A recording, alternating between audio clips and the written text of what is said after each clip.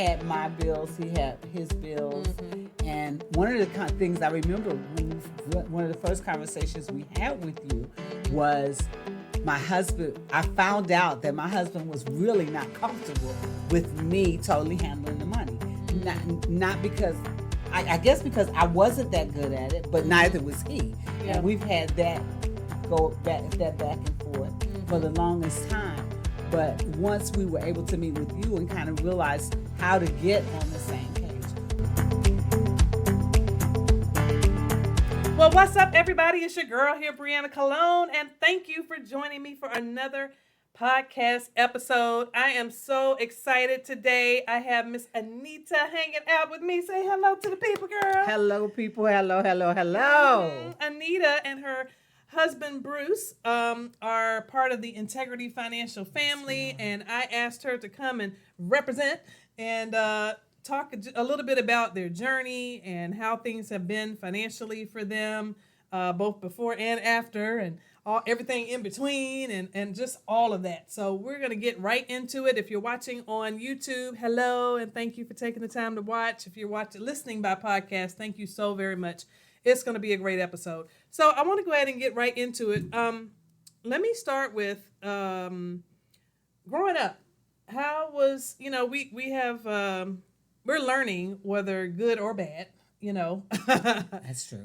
From our surroundings. So what was your upbringing as it relates to money and things that you learned, good or bad? Well, it's interesting you say good or bad. When you think about it, I don't remember money ever really being discussed at home. It just was never. My mom was a single mom. She divorced earlier, so she was a single mom.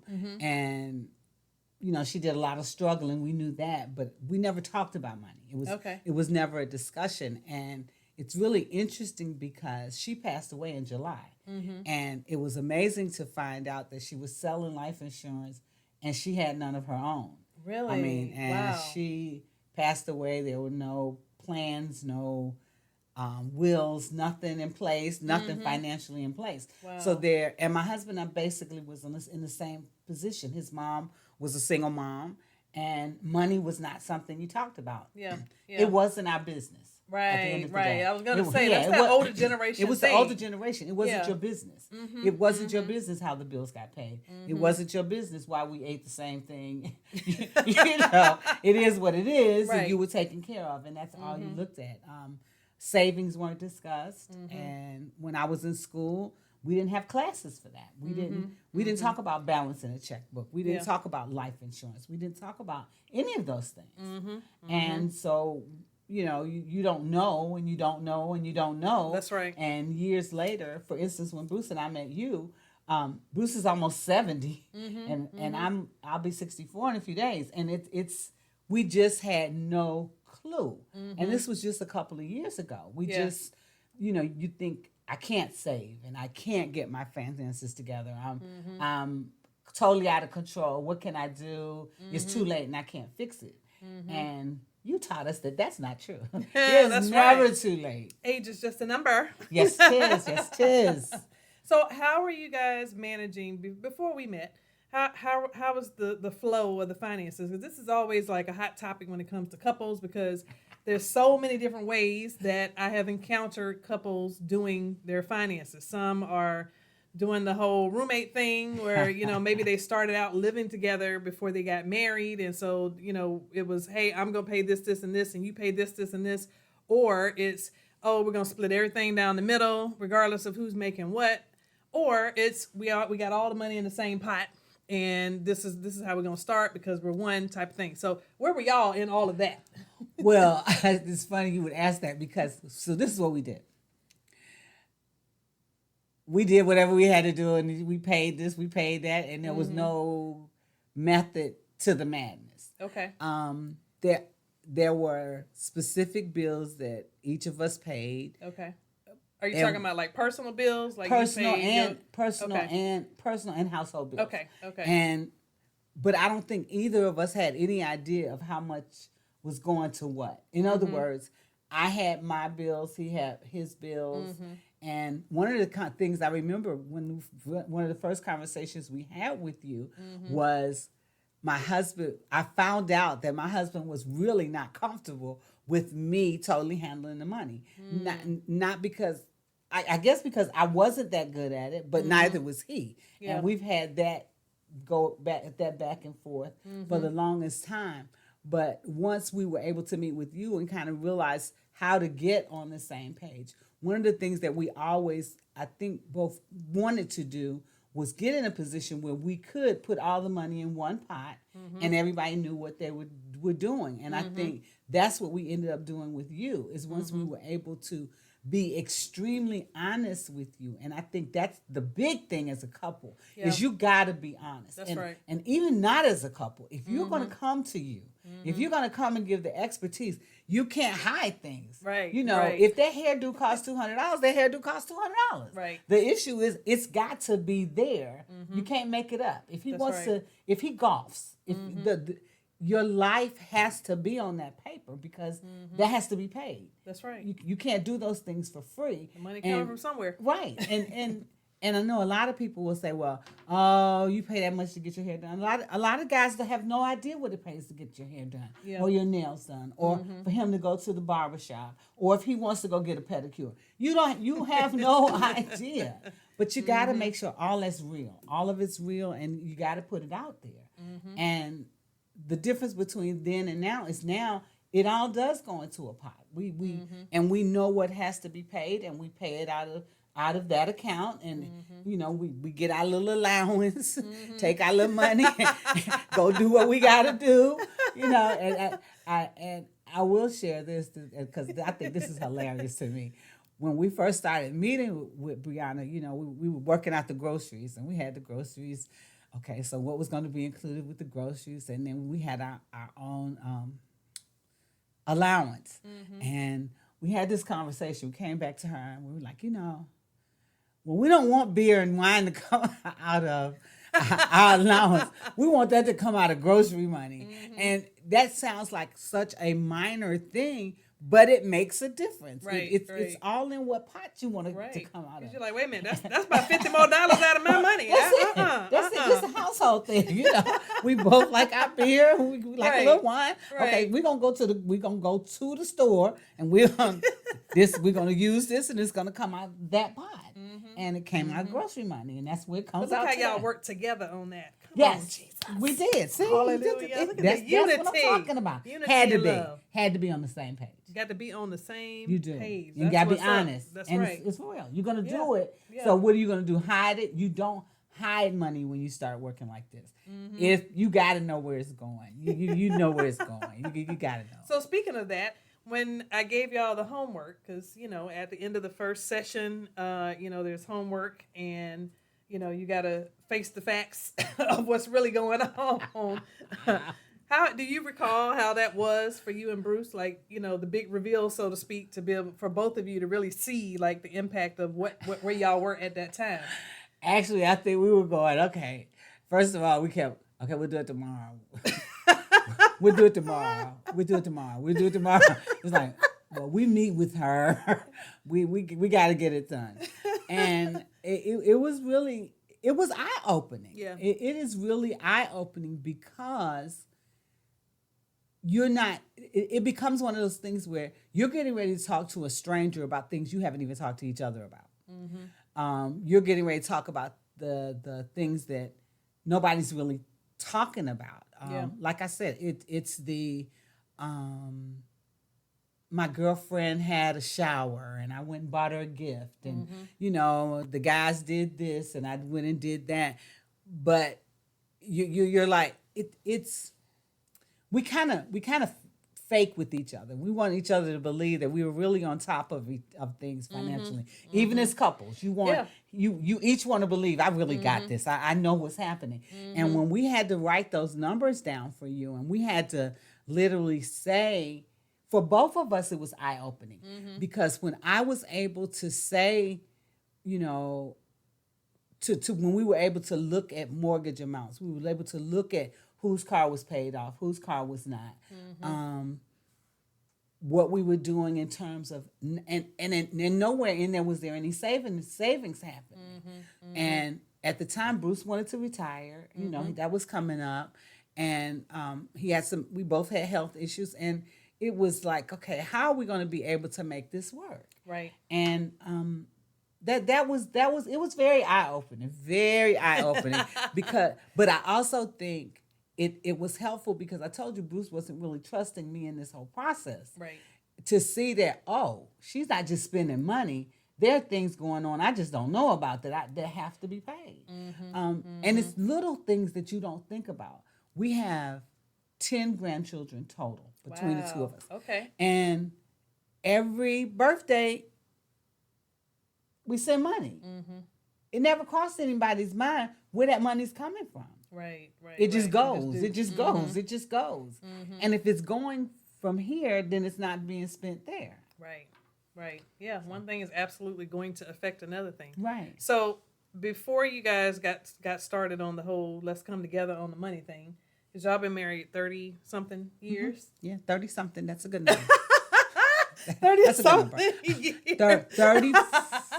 If I get this wrong, oh my goodness, Bruce is listening. Yeah, 34 years. 34 years. Okay, so out of 34 years, 32 of them have been y'all doing finances just, willy-nilly. Willy-nilly.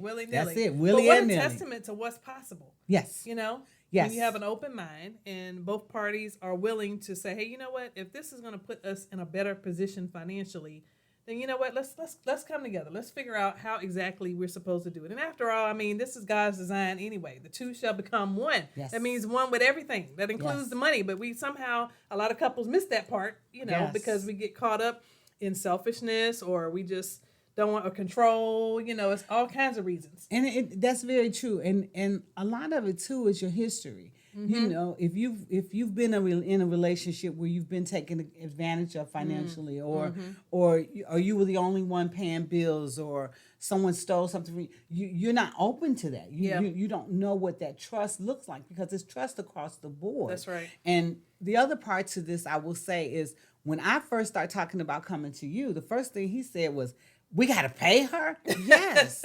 It's sad that we don't want to pay each other for our expertise. She knew something we didn't know. Yes, we have to pay her. And that's what we're going to do. And that was kind of where I kind of put my foot down. We haven't been able to do this. And it's just like you said, we've been together 32 years at that point. If we could fix it, we'd have fixed it. Right. And as you said, the plan is to be as one. We're going to church together. We're tithing separately. So you're like, this is not, like you said, we're out of the will of God. So if we're going to do this way, we need help. Yeah. And to me, I look at it, I akin it to this. Okay, if you had an illness, you would go to a doctor. Right. And find out what's wrong. That's right. And right. as a spouse, you would make your spouse go to the doctor. That's right. To find out what's wrong. And Absolutely. To me, I don't see anything different here. You're right. I will say the thing that blew me away, and I've said this to you, is, the first thing we always say is that we can't save. Can't save money. I don't have no money to save, blah, blah, blah. But we found a small amount, and that's what we started saving. And it was like, we stopped looking at it. And one day we looked up, I was like, is that our savings? We actually had money in the bank. Scared us. It's like,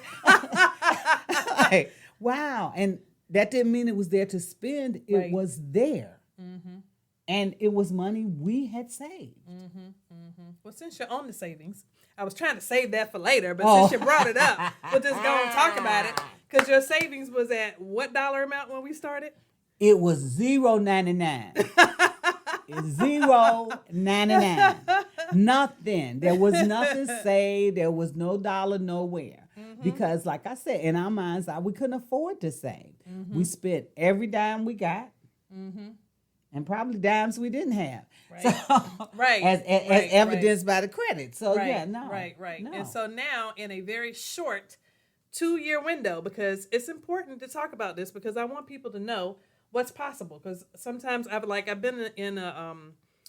spoke to a group of board members, just talking about general financial stuff. And one of the questions that was asked was, is there an age that's too old to, get things right financially. And I'm like, nope, as long as you living and breathing and you got a check coming in, and I agree. You have the ability to plan and do things in a different way if that's what you desire.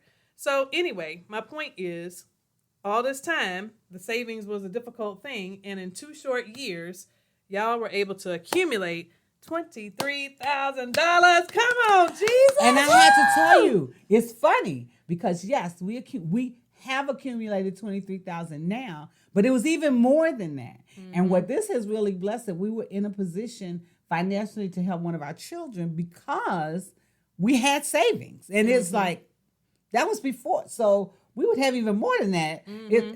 It just, it's mind boggling. Mm-hmm. It's like anything else. If you set it on automatic, I think what we do is, and people say, I've always heard it, but until you made it clear, pay yourself first. Mm-hmm. Mm-hmm. You pay yourself first. And you just look up and it's more money, more money, more money. It's like, okay, I got that. Yeah. And I recall, actually, y'all had a problem with your house, the basement or something, something flooded or something, and you had to get stuff done.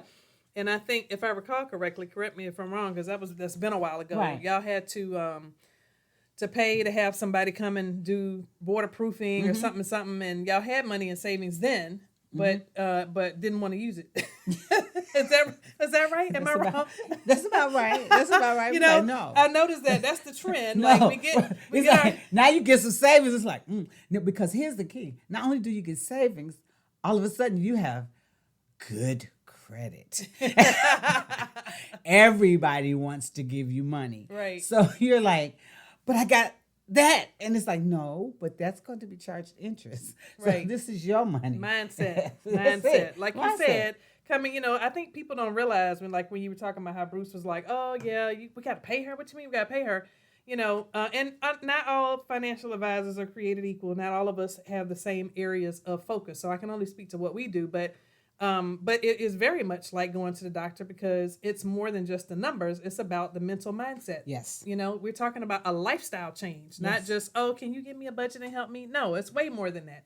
Yeah. There are many people that can help you just have a budget, but can you help me change my mind on how I think about money? Can you help me figure out what my bad habits are and what do I need to do? What strategies do I need to do to have a different way of life permanently? Right. Right. And so y'all have been able to do that. And it's not just accumulating, the savings money, but it's also paying down debt. Yes. Because y'all also did that too. Yes. Yes. So I just want to make that clear that it wasn't just, hey, we made them save all their money. Yes, no. But we also, simultaneously, we were preparing for retirement, but we were also making sure that you were putting money towards debt. And, in the beginning, we met in 2021. How did we meet?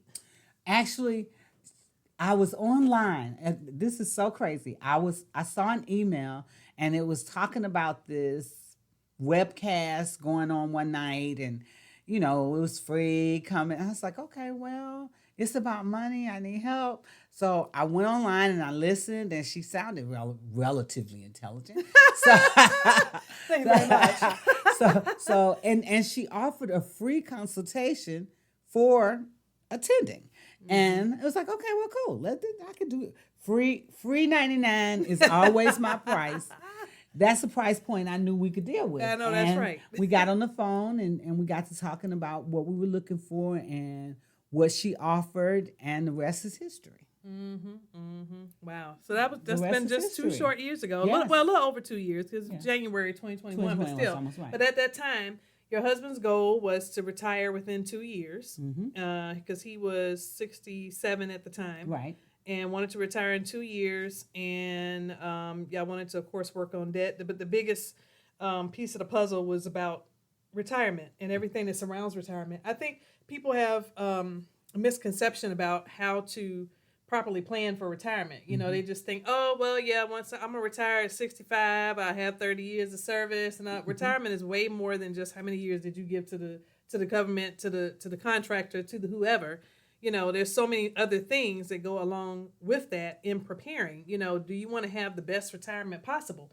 Well, how much debt are you going to have when you retire? That's it. Can you get that in check? Or how much money are you going to have saved? How can you maximize while you're working so that you have the best possible financial positioning when you finally do retire?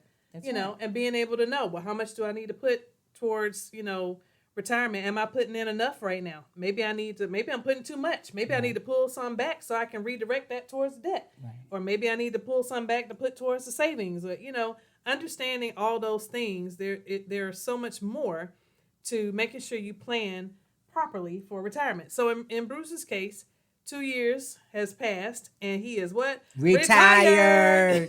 He is retired. Let that go, baby. Retired, Yes. right? Retired and living the life. And I have to be very, very honest. We don't always do the things you told us to do. We don't. Mm-hmm. We don't.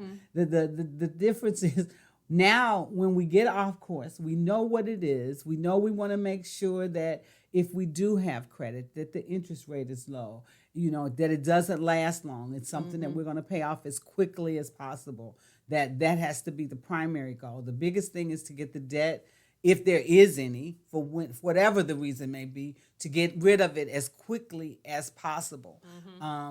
Bruce has been retired now a year, and to this point, we still have not touched his 401k plan, and that to us is huge. It's a huge deal. It's a huge deal. We have not had to touch it at all.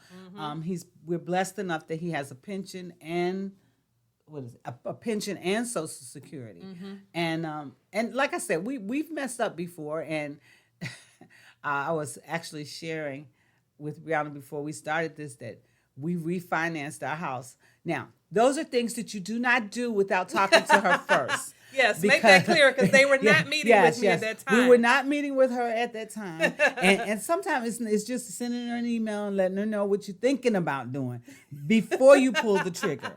And for major life decisions. Right, and for major life decisions, because that really affected our mortgage payment to the tune of $800 more that we weren't paying, and we wouldn't, just a lot. It was a lot that we shouldn't have done without her. But as I said, so you live and you learn. We know better than now on that. But yeah, it's been great. We haven't felt any major not major problems. And I think we were surprised to see how little. Yeah, how what the difference. It wasn't as big as we thought it was going to be financially, and how much of a problem it was going to be. But the bigger thing is definitely to keep the debt down and to save as long as you can. And even in one of the things that we're trying to work on now is even to save in retirement. We've got to make sure that we can get in a position. And you may not be able to save as much. We may not be able to save as much as we did when we first started, but knowing that we're saving something, there's no question, that's on automatic. We pay ourselves before we pay anybody else, and that may sound trite. It may sound like something you've seen on a postcard or whatever you get in the mail that tells you really have to pay yourself first, but you really do, because at the end of the day, when all is said and done, most of us make too much for us to have access to a lot of the financial programs that are out here. And if you want your income to stay like that, you've got to make sure you're saving for crazy situations. And we've had to have an air conditioner replaced, but we've also been in a position, because we have a warranty, we've had to have a refrigerator replaced. That was on them. We've had to have a stove replaced. That was on them. So where it might, there's some people that say, well, I have a home warranty, but when these things go wrong, you still gotta have some cash on hand. Right. You gotta do something. You gotta pay something, even if it's only $75 for the consult. You gotta do something. And you're right, because there's some people who would be paying that $75 on a credit card because they don't have it anywhere else. Right. Real problematic. So with that note, we're gonna take a quick break, and then we're gonna come back and get right on back into this fantastic conversation, all of this juicy dialogue. We'll be right back. And we're back. If you're just tuning in, you absolutely want to go back to the beginning of this episode, okay? I have Miss Anita hanging out with me today, representing on behalf of her and Bruce. Hello. And we are just talking about their financial journey. We're talking about marriage and couples and money and just all of that. Got a little juicy up in here. So I want to go back to when we were talking about just working together as a couple. And, you said y'all have been married now for 34 years, and the last 2 years have been life-changing financially. And so for the 32 years prior, how did him not trusting you with the finances and the way y'all were operating in general, how did that affect y'all's ability to make financial decisions together or not? we basically would just kind of doing whatever each of us knew had to be done. Not to sit down and talk about it. Now one of the things that we try to do at least once a month, every other month, as often as we have sense enough to do it, is to sit down and make sure we both know what's coming up. I'll give you an example. Our life insurance, we have a few policies for different and a couple of them we've gotten to a point where we can actually just pay them off per year. But there are a couple of them that get paid quarterly. And we sit down and we make sure we each know what that quarter is and how much it is, and if there are other things that need to be done, we make sure that we have that down. We'll sit down. One of the cars is paid for, one is not. But at any rate, when there's something that needs to be done with the car, we talk about it so that we can make sure that we're planning to do that. And, but there is a full-blown conversation.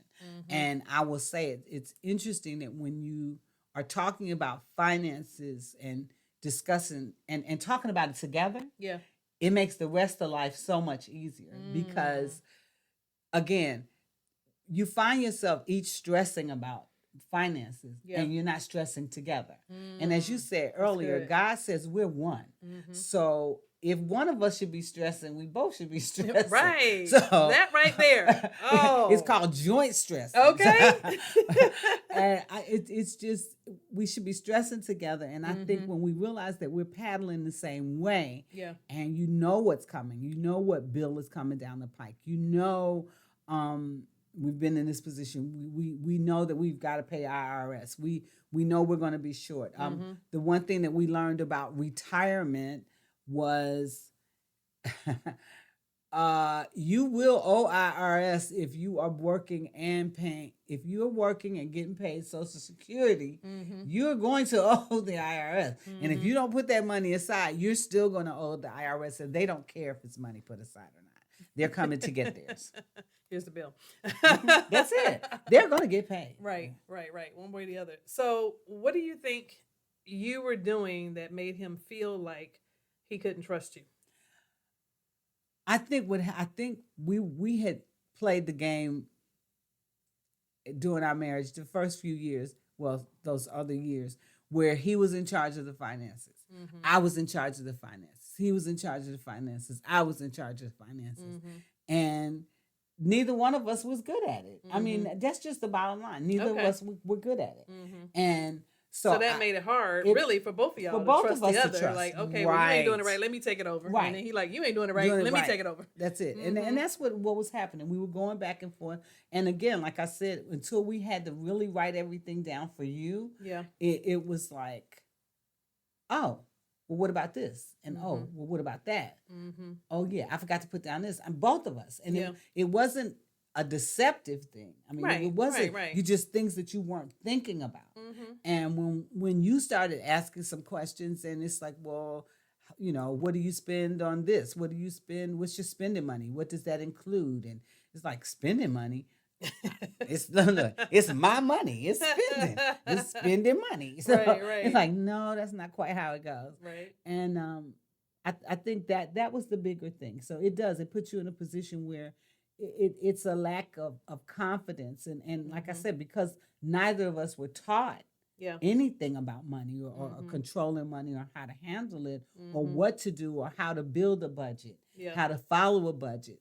Since we hadn't done that, it's kind of like, you don't know no more than I know. It was a true case of the blind. We're going to be doomed together. That's it. It was a true case of the blind leading the blind. And once we got some tools and realized when we were talking to you, and finally when he said he was willing, and then we started putting money in the bank, and And there's another kicker to this.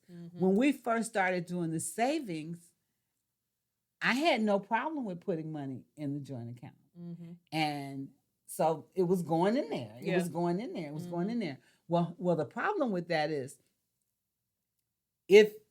when we were first doing that, so we had a savings account that was connected to our checking account.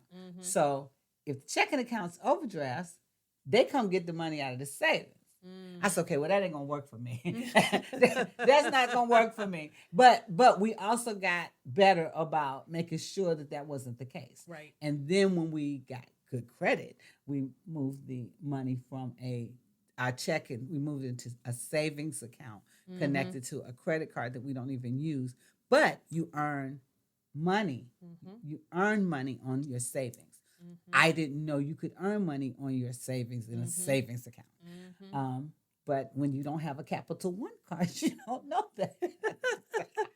And the savings rates are pretty good. Yes, right now, they were. They really, at least as of the date of this recording. Right. Say it that way. Touche.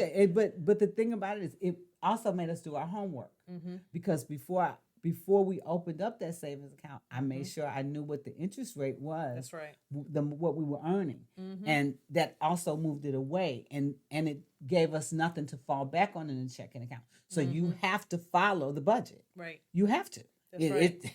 There's no wiggle room. No more overdrafts. No bank fees. And no, I got nothing. time for none of that. That's none of it. None of it. Well, I love how this has come full circle for the fact that it went from, him not trusting you not trusting him, to now you're the main one managing the budget. Look how that worked out. I am. And that's amazing. Yeah. He like, okay, And it's he has some physical issues that makes it a little bit harder for him to concentrate on that. So it's been a blessing. God, I feel like God just lined things up. We met you, and then his illness progressed, and now we're in a position where I can do that. Yeah. And I also and he think, trusts you, yes, right? He trusts me. I want to make that clear. He trusts me. Trust you. I give him his medication. He better trust me.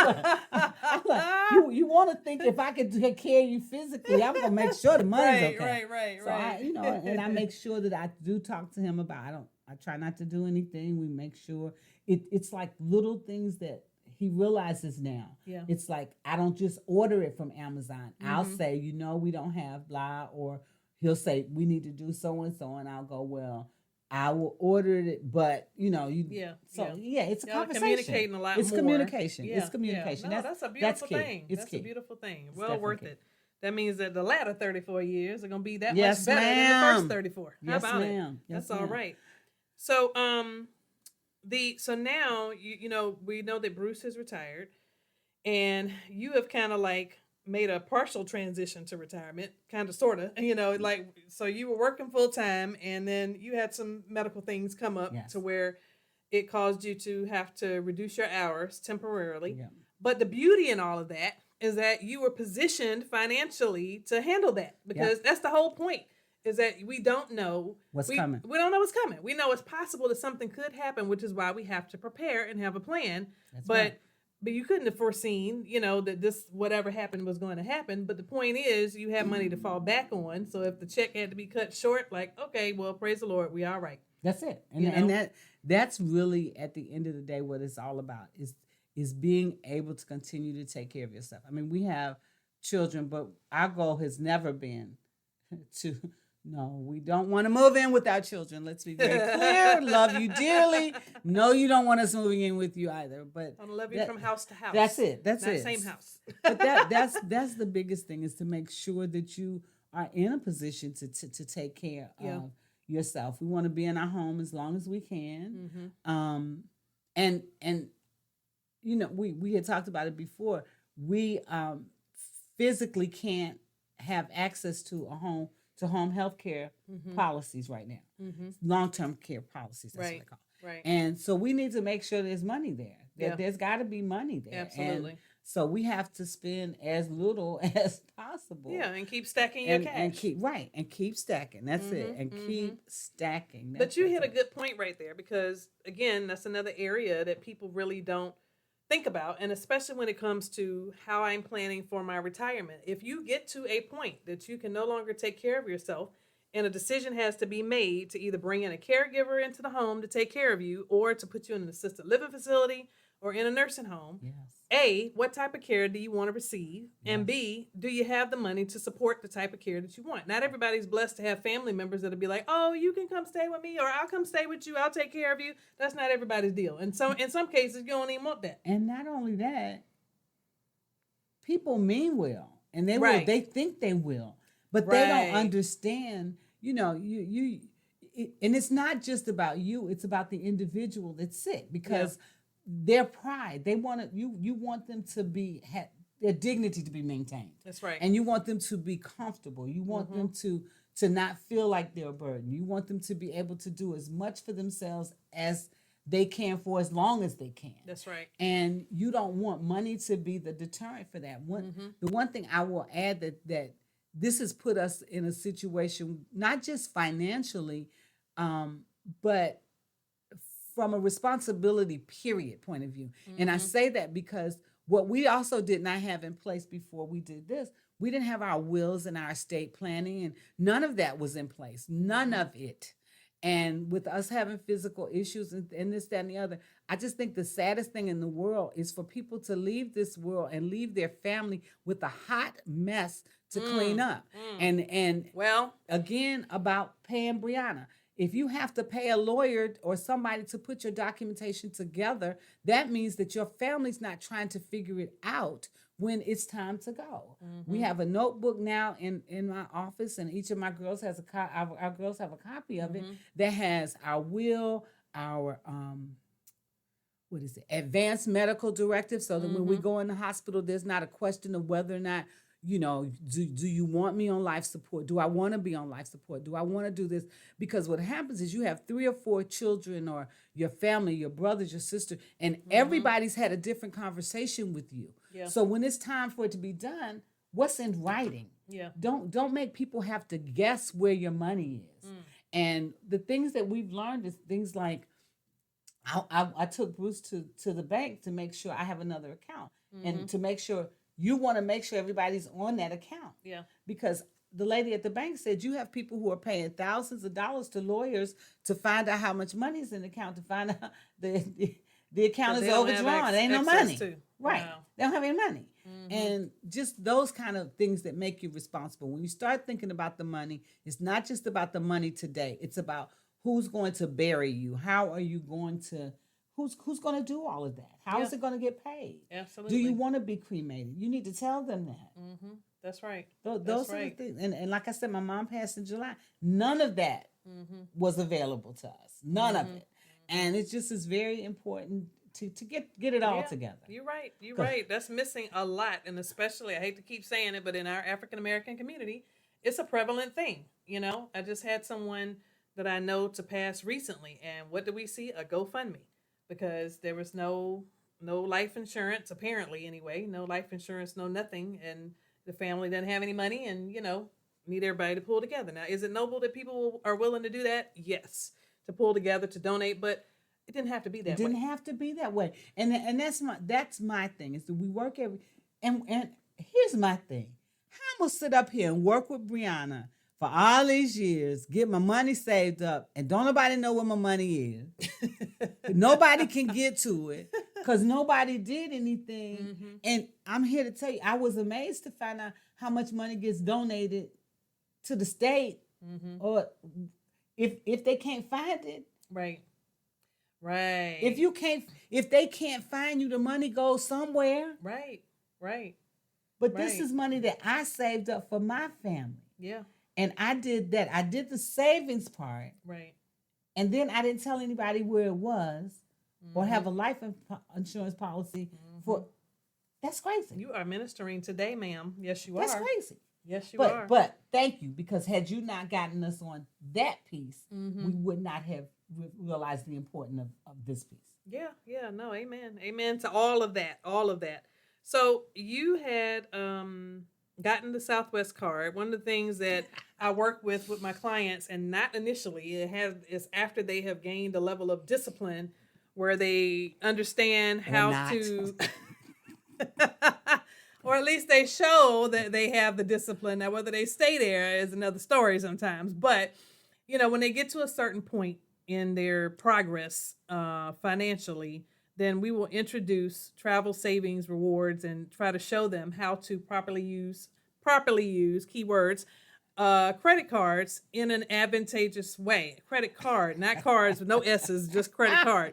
How to use a credit card, how to get a credit card that speaks to their lifestyle that will serve them well on the reward side, and not and they pay it off every month and not have interest and so forth and so on. And so for a lot of our clients that come in the door with major situations as far as debt and savings and things of that nature, that's not something that we can talk about in the immediate, like day one. That's something that we kind of, so to speak, reward them with later. Like, hey, you should consider getting this particular card because. So in your particular case, Southwest was your card of choice because y'all wanted to, you like to travel. And so, I kind of educated you on, hey, this is how you can use this card. This is how you are to use it. This is how you are to pay it off every month. And in doing so, you're going to accumulate XYZ for you to be able to do ABC. So why don't you tell us how that went? You all can tell from the way she's telling this, it did not go well. It did not go well at all. So we were going to get the Southwest card so we could get the companion pass. And what that means is every time you fly, somebody can fly with you for free. Yeah. And of course, I said earlier, free 99 is our price. Well, this was not free at all. And it didn't turn out to be as free as it should have been because, yes, we earned the companion pass. But what she said was... Oh, so you did earn a companion pass. Okay. We have the companion pass. Okay. We ought to. We spent enough money. But we got the companion pass, and we've had it this year. Might have used it 3 times. Okay. But the piece that we missed horribly was that you pay it off each month. You pay it off each month. Now, keep in mind, it doesn't mean that the interest rate is low. So now the interest rate is too high. You're carrying a balance. And let's just say it wasn't for everybody because we overdid it. I put too many things on it. On automatic, and it just was not a good look at all. So I would say, unbeknownst to me, yes. Because at that point, I don't think we weren't meeting regularly. Because we had it. Right, y'all were doing good. We thought we had graduated, and it's like, no, you don't graduate until you get this down pat. And it was a learning experience again. And like I said earlier, we refinanced without her approval or knowledge. My blessing. So these were the things. These are the little things that will trip you up. And when you're on the right path, stay on the right path. That's what I would say. And when she gives you like little things like the rewards project, it was great. It was a great idea. Yeah. It was. It's not for everybody. And it's kind of like I was saying with the savings. To be able to have a savings account that we don't touch and that we don't, it's connected to another credit card with a high balance, but it's still zeroed out. That's something we have been able to maintain. So the things that work. And sometimes it's going to be trial and error. You may think you're going to be able to pay that card right off. And when you can't and you miss the first, and it's not that you're missing payments, but the goal is not to have a card that you're trying to pay off every, now you got 6 months you're trying to pay it down. Right. It's why? Because that wasn't the goal. The original plan was pay it off that month. And if you can't do those things, just adjust. Look, bail out. So I got 2 last things that I want to cover before we wrap up. No problem. One is I want to circle back to when you talked about the 401k and how, you guys have been blessed to not to be positioned financially to where you haven't had to touch it since the time that he has been retired. So that's a big plus. What I found is that there are a lot of people who tend to borrow from their retirement accounts. And I even had a new client just recently who said, I said, well, how much do you have in savings? And she said, oh, I just have the 9,000 that I told you about, she was referencing her retirement account. She said, "Oh, I just kind of figured that was my savings account." And so I recognize that she is not the only one who just has that mindset, whether they acknowledge it or not. Their actions show it when they say, "Oh, well, I pulled out 30,000 from my 401k or my TSP or my 403b to put down on a house. I pulled out this money, so I could pay off these bills. I had somebody pull money out to pay for dental bills and all these different things." But that is not what the retirement account is called. Retirement account, not savings account. It's retirement. And it's retirement for a purpose. And then sometimes people get upset when they do pull the money out because they're like, "Oh, now I'm mad because they're charging me penalties and it's my money and da-da-da." It is your money, but it was intended for you to take after 59 and a half for a reason, because it's for retirement. So I just want to make sure that, I know that there are the savvy people that are watching and listening who are like, "Oh, well, yeah, of course it's a retirement account." And I understand all of that. But then there are many more people who don't and who their actions have said otherwise, Well, let me say this. I will say that we're on both sides of that spectrum, because I've borrowed on my 401k before you. And actually I think we've talked about this before. And not only have I borrowed on my 401k, I actually switched jobs, and I rolled over part of my 401k. I rolled over into the new one. And then the other one, I set up a Roth account. Yeah, a Roth account. Maybe. Okay. Yeah, okay. What's the? I don't remember. Raymond James. Okay, so so I set that up. But what I learned, I hear people all the time at work. I work with some people who are 70 and 75 years old who say they can't retire because they've taken so much money out of their 401k. And having heard that, it stopped me from doing it, but it also made it important for us, Bruce and I, to make sure we leave it alone.